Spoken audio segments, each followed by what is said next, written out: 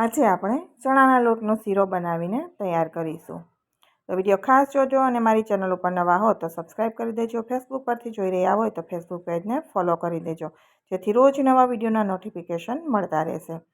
હવે perfect measurement માપ સાથે જ આપણે શીરો બનાવીશું. તો શીરા માટે પહેલાં આપણે પાણી ગરમ થવા માટે મૂકી દઈશું. તો અહીંયા 2 વાટકી ભરી અને પાણી આપણે સાઈડમાં ગેસ ઉપર ગરમ થવા માટે રાખ્યું છે. તો હું બધી જ વસ્તુ તમને કહેતી જઈશ કે કેટલું પાણી લેવું, કેટલું ઘી લેવું, કેટલો ચણાનો લોટ લેવો. હવે અહીંયા 1/4 કપ જેટલું આપણે જામેલું ઘી લીધું છે. જો પીગળેલું ઘી હોય તો તમારે અડધો કપ લેવાનું. જામેલું ઘી હોય તો અત્યારે 1/4 કપ નાખીશું. આગળ જરૂર પડે તો આપણે થોડું એડ કરી દઈશું. ઘીને પહેલાં આપણે ઓગાળી દેવાનું છે. ગેસની ફ્લેમ અત્યારે લો ટુ મીડિયમની વચ્ચે મેં રાખી છે.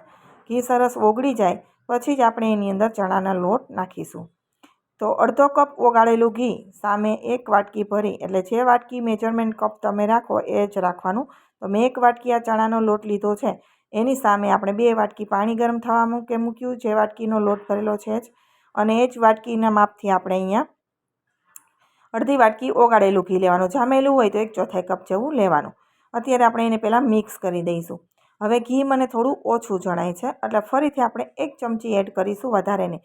જો અડધો કપ તમે ઓગાળીને લીધું હશે ને તો તમારે એડ કરવું નહીં પડે, પરંતુ જો જાડું ઘી આપણે માપ વગર લીધું હોય તો તમારે આ રીતે કરવું પડશે. અને નહીંતર ઓગાળીને પરફેક્ટ મેજરમેન્ટ સાથે તમે અડધો વાટકી ઓગાળીને જ ઘી લેવાનું, એટલે પછી એડ કરવાની જરૂર રહેશે નહીં. હવે ઘી આપણે સાથે મિક્સ થઈ જાય એટલે આપણે 2 ચમચી સૂજી મેં નાખ્યો છે. બિલકુલ ઓપ્શનલ છે, તમને પસંદ હોય તો જ નાખવાનો, નહીંતર ખાલી ચણાના લોટમાંથી પણ સરસ બનશે. હવે સૂજી નાખ્યા પછી આપણે એને મિક્સ કરી દઈશું. ગેસની ફ્લેમ લો ટુ મીડિયમની વચ્ચે જ રાખીશું.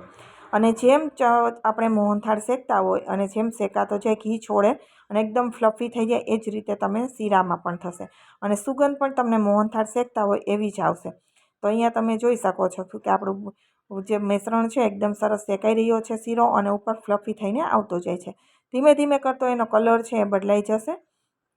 તો થોડી વારમાં જ તમે જુઓ ને તો એનો કલર છે હવે બદલાતો જાય છે અને આખું સરસ એવો લાલ થઈ જશે.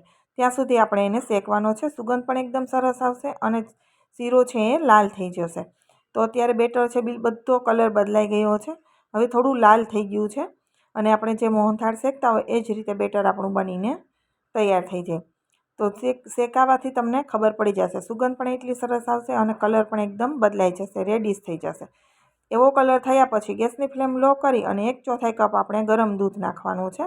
એ પણ મેં સાઈડમાં ગરમ થયેલું જ લીધું છે. દૂધ નાખશો એટલે તરત દૂધ આ રીતે તમને સૂકું થઈ જશે. થોડી વારમાં બધું દૂધ છે એ ચૂસી લેશે. હવે આ રીતે દૂધ નાખ્યા પછી આપણે હવે ખાંડ નાખીશું.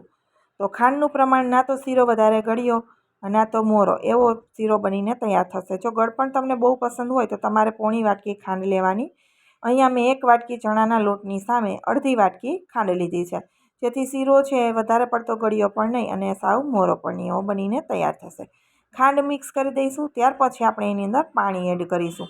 જે 2 વાટકી ભરીને આપણે ગરમ થવા માટે રાખ્યું હતું એ બધું પાણી આપણે અહીંયા ગરમ થયેલું એડ કરી દેવાનું છે શીરામાં, અને કન્ટિન્યુઅસલી આપણે ચલાવીશું. થોડી જ વારમાં શીરામાં બધું પાણી ચૂસાઈ જશે અને ઘાટો થવા લાગશે. આપણે એને ચલાવતું જ રહેવાનું છે. એમાંથી ફરી ઘી છે ને છૂટું થવા લાગશે અને આપણી પેન છે એ શીરો છોડી દેશે. ત્યાં સુધી આપણે એને કન્ટિન્યુઅસલી ચલાવવાનું છે, જેથી નીચે પણ બેસે નહીં અને શીરો આપણો એકદમ સરસ એવો બનીને તૈયાર થાય. હવે અહીંયા મિશ્રણ સરસ તૈયાર થઈ ગયું છે. પછી મેં થોડું 1 ચમચી જેટલું ઘી ફરી એડ કર્યું છે. એડ કરી અને આપણે એને શેકવાનું છે સરસ રીતે, જેથી આપણો શીરો જ્યાં સુધી ઘી છૂટું ન પડે ને ત્યાં સુધી શેકવાનો. સાઈડમાંથી તમને થોડું થોડું ઘી છૂટું થતું દેખાશે. પછી એને ગેસની ફ્લેમ ઓફ કરવાની છે, ત્યાં સુધી નહીં, જેથી શીરાનો સ્વાદ બહુ જ સરસ એવો આવશે. તો અહીંયા તમે જુઓ ને સાઈડમાંથી તમને ઘી દેખાય છે, થોડું થોડું બબલ સાઈડમાં, કે આપણું ઘી છૂટું થવા લાગ્યું છે.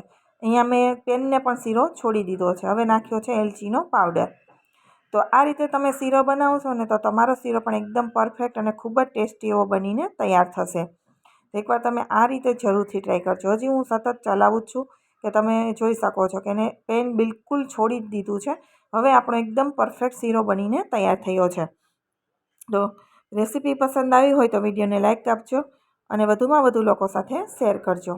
તો અહીંયા તમને સાઈડમાં દેખાતું હશે કે શીરામાંથી ઘી છે એકદમ સરસ રીતે હવે છૂટું થઈ ગયું છે. હવે એમાં આપણે ડ્રાયફ્રૂટ નાખી દઈશું. તમારી ઈચ્છા પ્રમાણે તમે ડ્રાયફ્રૂટ અહીંયા નાખી શકો છો. તો આપણો એકદમ મસ્ત મજાનો ચણાનો લોટનો શીરો હવે તૈયાર છે અને પરફેક્ટ માપ સાથે છે. 1 વાટકી ચણાનો લોટ, અડધી વાટકી ખાંડ, અડધી વાટકી ઓગાળેલું ઘી અને 2 વાટકી પાણી, 1/4 કપ આપણે દૂધ લેવાનું છે. એકદમ પરફેક્ટ અને દાણેદાર આપણો મસ્ત મજાનો શીરો તૈયાર થઈ ગયો છે. તમને રેસીપી પસંદ આવી હોય તો કોમેન્ટ બોક્સમાં પણ જણાવજો કે તમને ચણાના લોટનો શીરો કેવો લાગ્યો છે. તો ફરી મળીશું આવા જ નવા વિડીયો સાથે. આવજો, બાય બાય, ટેક કેર.